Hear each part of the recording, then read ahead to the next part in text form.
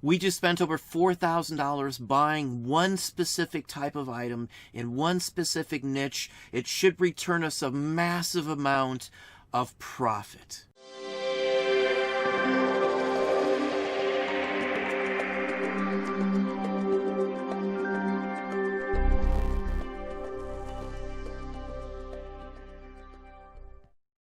Hey, it's Don. We just purchased a massive amount of vintage uniform buttons. Not necessarily military.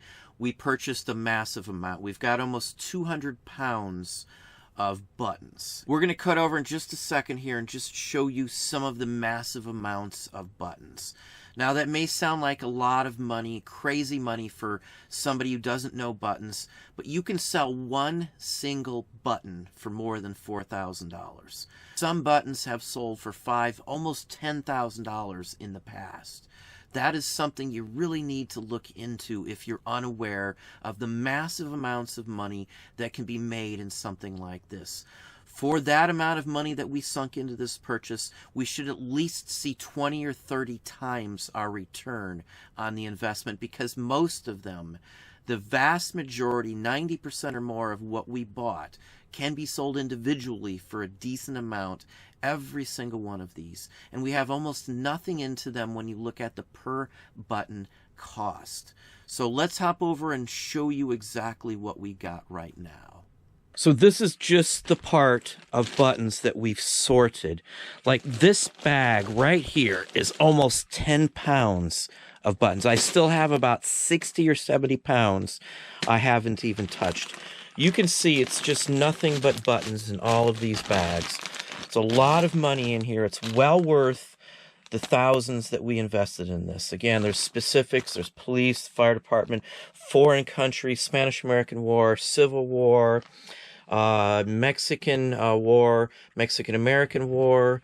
It goes all the way back to the Rev War in many cases. Now, we've already sorted through a bunch of these, but weight-wise, there's over 100 pounds of them right here on this table. Once you know something like this area, there's a fortune to be made. There's books galore. Even the books for some of these collectible categories can cost $800-900. Some of the books to ID these types of things cost that money. Now, for those in Patreon, you've seen many options to find them without buying the books. So you just need the knowledge to mess with these, but there is a fortune to be made, and it's going to take a very long time to list this all. Not only that, there's so much quantity here, it'll take a long time to sell it. So we'll get our money back, fairly quickly, in a couple of months, I would imagine. Once we start to list, we'll list enough to get our money back right off the bat, and then the rest can just sit and sell over time. There's some buttons in here that are hundreds of dollars a piece, even on their own. So all said and done, we're going to make tens of thousands of dollars off of this one purchase here. Now, buttons are a huge collectible field. You would be surprised. People have been collecting buttons since buttons have been around. Since George Washington was first elected president, people collected buttons. And some of his actually are some of the highest collectibles. But in almost every state in the United States, there is a state button club. There are local button clubs. There's a national button society. There's hundreds of books on the topic as well. Stuff like this. These are U.S. prison service buttons on their overcoats. At prison guards in every single prison in the country at one time wore these exact buttons. These are the real deal. These date to about 1920-ish. Big, large size, massive buttons. The real deal. This is, again, the sort of thing that I really enjoy finding. And if you pay attention, it's a U, and then there's an S, U.S. prison. That's literally what that says on the front of these. There's books that ID every one of these. Every government organization had buttons of this sort. Brass buttons for almost every single government organization you could imagine. Just like the military branches, USDA, all of that sort of thing. The geological surveys, the sanitary commission, everything had buttons. So here's just a close-up of some of the better buttons that I pulled out of here. Again, this is something that took us a long time to acquire. This isn't something I just showed up and said, hey, let me buy all your stuff. It doesn't work that way. Again, this is like 6 months worth of work to get all of this. And I've got almost 200 pounds of stuff like this. On average, estimate, there's almost 100 buttons per pound, basically, is what it equates to. So you can do the math on that yourself. Now, we've spent thousands on these, as the title does say. That is literally the case. Now, who in their right mind is going to think, let's spend $4,000 on a bunch of brass clothing buttons? But there's a lot, and I do mean a lot of value. Now, I've been into this sort of thing for a very long time. Since I met my wife, more than 20 years, I have messed with buttons. If you dig, you're diligent, and you take the time, you can find some really good scores. Something like this one right here, and this one comes from about 1840. This one's worth like $150. It's something that just doesn't show up very often. It's an original one. It's not from the date that you can see on it, but it is an original one from 20 or so years before the Civil War. Something like this in New Hampshire, and it's even got a little dent into it, but it is a typical Civil War button. Again, something like this, 40 or 50 bucks. Something like this, the same thing. This is a 1st Regiment National Guard, Pennsylvania, Civil War. Yeah, this one looks to be Civil War as well. Again, 40 or 50 bucks. So you add up this times thousands of buttons, and you got a lot of money involved in these. This one here is an infantry button. It has an eye in the middle of the shield for infantry. Here's an artillery button right here. Rather nice one. This one, again, dates to Civil War era. This is the type of thing that goes for 30, 40, even 50 bucks on the right day of the week. Connecticut National Guard. It says CNG on this one here. Another Civil War era button, without a doubt. So these are 30, 40, 50 bucks. Now here's another one that's not even military. This is from the lighthouse services. These go for 40 or 50 bucks as well. Let's see, here's an 1830s or 40s U.S. infantry button as well. You can just see the quality on these things. These are what you hope to find in this line of field. Union coat buttons in here. There's another Union coat button, all Civil War era. So this is the type of thing that's going to make us some money. We can split these up. We can sell them individually. I can sell this sort of thing on multiple sites. Another artillery. Here's a Massachusetts button. Some more Union soldier buttons as well. Here's a Navy button from the Civil War. I mean, stuff like this are 40, 50 bucks all day long. They don't have to be military to be worth money either. Now, what you're looking at here, these are from ADT. Let me see if there's a new one where I can show you. Let me turn them over. There you can see the ADT on it. Most people don't know that these companies went back a very long time. ADT is the home security system you see nowadays. Now, ADT started off back in the 1870s or 80s as American District Telegraph. They dealt with delivering messages and things like that. And you can see this button here has a runner on the button itself. And it literally says AM for American, and then it says District Telegraph. That's where ADT came from. These buttons go all the way back to the very beginning of their company. Here is a A in the middle of this design here, and then it has a D through it and a T in the background for, again, ADT. They've had many different versions of buttons, but things like this are 10, 20 bucks a piece on average for the older ones. Now, the new ones that just say ADT aren't nearly as collectible, but here's a nice little lot of them. These are other items that you can expect to find out in the real world when you're doing this. Now, here's some other interesting buttons, and these say SNE, and it has a telephone on it. And this is an early Alexander Graham Bell Telephone Company button from the 1880s.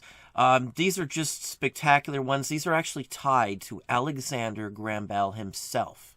This company was founded through his original patents, and he was actually involved to some extent with some of these. Now, these are things that could be worth hundreds plus in some cases on some things like this. Some of these can go for more than a military button because there were less of these, made in general.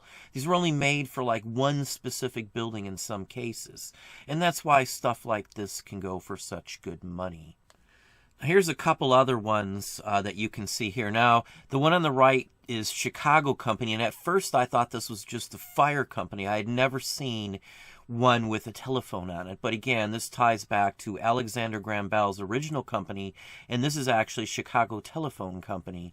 Very early button, 1880s, for sure, without a doubt. So this goes back to when there was only one building that the Chicago Telephone Company worked out of, and Bell himself would have had something to do with it. This is from about the same time frame, same company, Chicago Telephone Company, but again, they did handle, a lot of these companies did, they handled delivery to some extent back in the day as well. So either way, very interesting. These do go for some good money. These are the type of treasures that we turn up with huge purchases like this. This is why we can afford to sink thousands into buttons like this, because when you add it all up, you might get 20 or 30 times your investment, but you got to have the money to shell out in something like this. Now here's a couple other very nice ones. In fact, I have enough for a whole coat, cuffs and all, in all honesty, of these. These are Edison Electrical Illuminating Company buttons. These date to the 1880s. This was the founding company from Edison.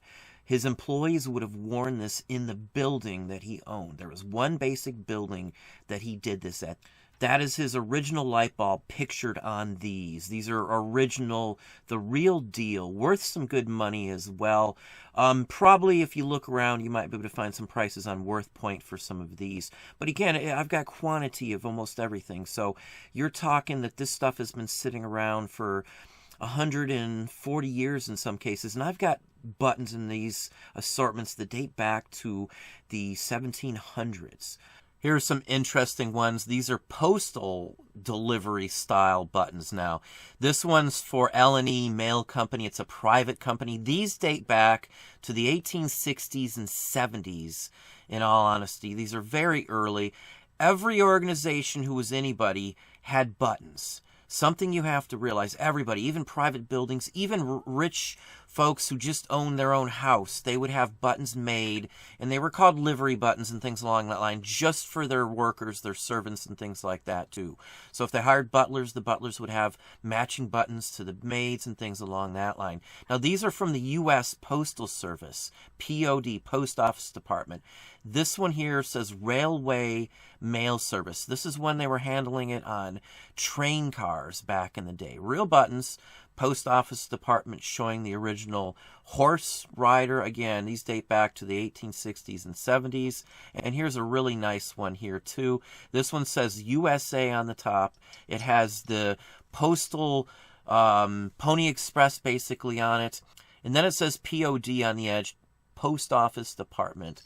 So this is the haul. This is the kind of stuff that we just love to get. This is what makes this enjoyable, finding these massive hauls, because I love sorting through and looking these up and pricing them and photographing them.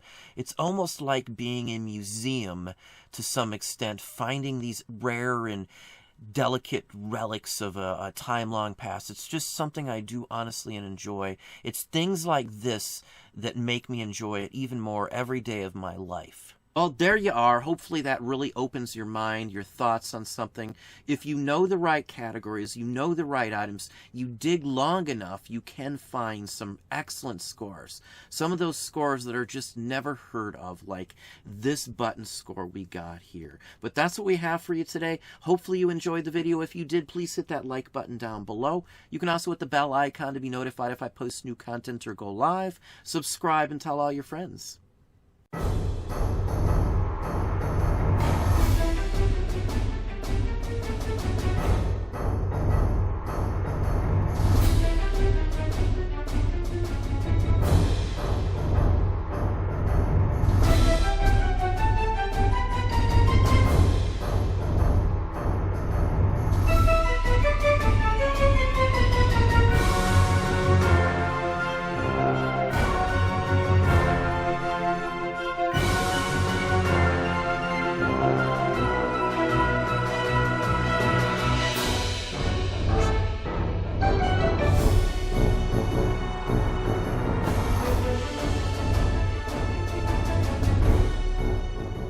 Would you like Mommy to call Alvin and the Chipmunks? Alvin and the Chipmunks on the telephone? All Mommy has to do is dial 976-4444. Oh, boy! This is Alvin. Simon and Theodore and I have been recording lots of great messages. Don't forget us, Alvin. Eleanor, Jeanette, and I have also been recording. And ours are better. No way! Parents, you'll love to call Alvin. Dial a Chipmunk is only 50 cents a call from the 305 area code. And now, let's return to the Thundercats.